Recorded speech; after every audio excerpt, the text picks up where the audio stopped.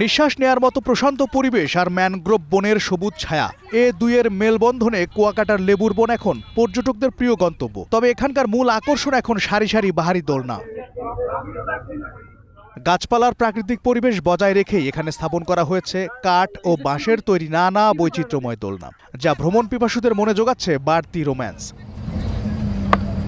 বিনোদনের নতুন দুয়ার খুললেও যাতায়াতের বেহাল দশায় পর্যটকদের অন্তহীন আক্ষেপ। দেখতে অনেক সুন্দর বুঝলেন ভাই, কিন্তু পথে অনেক কষ্ট।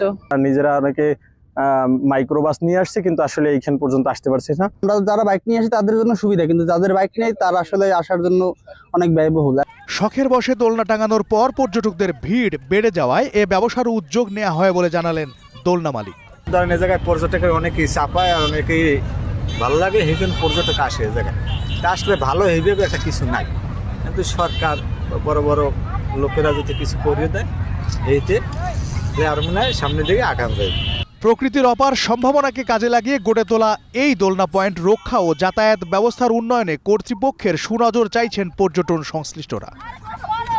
জাফর আহমেদ শিমুল, গ্রিন নিউজ ডেস্ক।